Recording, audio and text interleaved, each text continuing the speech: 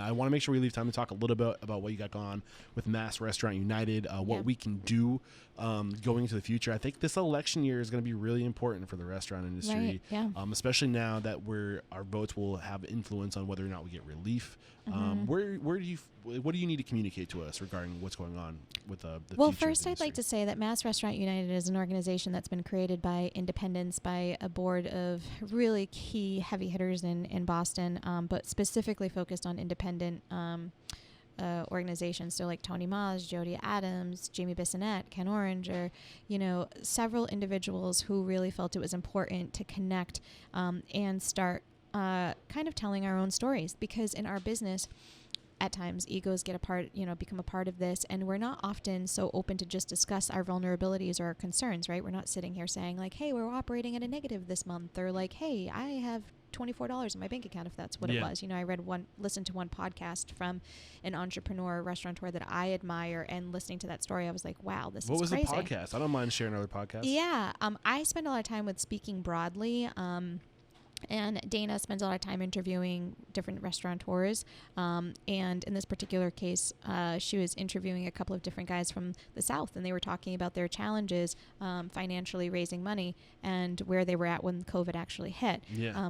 I also have spent some time, I'm a big fan of the Welcome Conference, so I've been listening to Will Guidera. Yep. And he just started that podcast like around 2 months or 3 months ago. Yeah. Right? And Takeaway was a part of that too piece, like on that same podcast. But, one of my favorite restaurateurs is Caroline's down out in California, and she was talking about her challenges with her restaurant group out there, and the ups and downs of the peaks of COVID that she's been experiencing. And some of her restaurants are sitting dormant, others have opened, and what she's doing. But it's been very open conversation about, the challenges that we have. And we didn't really have that going into COVID. I think, if you had a relationship with somebody that you felt comfortable texting and asking, like, hey, did I screw this up, or is this normal, whatever, I think that there was that coaching and mentorship if you had that relationship or like that connection to a certain group. But, it wasn't something that we were openly talking about. I mean, that's why I started this podcast. Because I was listening to all these entrepreneurs sharing their advice about how they're making money online and doing all this stuff. But me being so in love with the restaurant industry, growing up in the restaurant industry, I was like, why do we hold our information so close to our chest? Yeah. And I've found there's definitely a trend that it's the people who are the most generous with their knowledge and are willing to share and grow people and to pay it forward that are the most successful, because they create success. We think that we are in the business of creating food, but we're in the business of creating people, right? Developing people and building teams around us. And that's why those people always go on to go do other things, but sometimes you get to retain those people, right? So anyway, digress, but no. And I think that's a big part of, even continuing to listen to your podcast too. My drive home from Boston more often than not is listening to a podcast just to decompress, or, to listen to something that could potentially relate to something that I went through that day or in that week. But Mass Restaurant United was very much an organization that caught my eye because, for the first time, a lot of people were openly sharing their concerns and their challenges, and it set a tone for, me personally to feel comfortable being able to share my story, right? And to listen to different restaurants in different parts of the state that were going through challenges right now. And I feel like Mass Restaurant United is something that a lot of independents should know about in the state, but also just the independent restaurant coalition that's happening on a more national level that like Tom Colicchio and everybody's a part of in that way.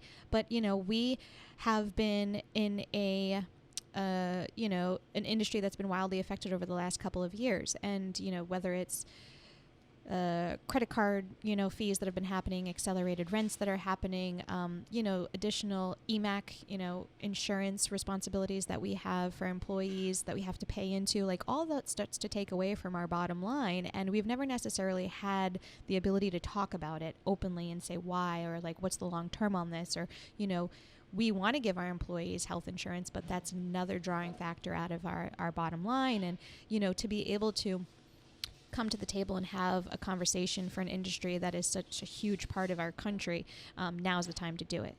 And so Mass Restaurant United is starting to create this open conversation, now very much focused on the COVID piece and the relief action that we need in order to get out of this. But we hope to continue the organization in a way that we can provide information that people need, and ultimately give them guidance and listen to their hardships or their successes and try to circulate it. I love it.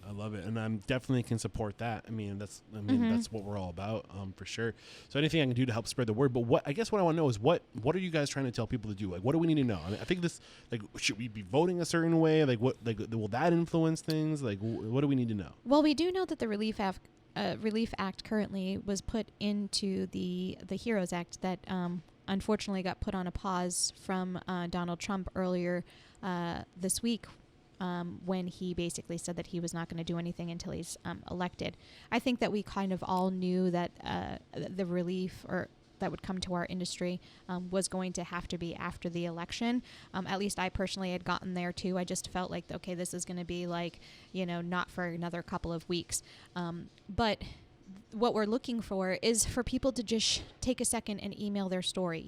If it's to email their story to us so we can hear what they've got going on and we can be their voice, we're happy to do that. Yeah. And people can reach out to me and share that story with me. I'm happy to. Yeah. We're constantly looking as an organization for more stories to share that hopefully will make a connection with somebody.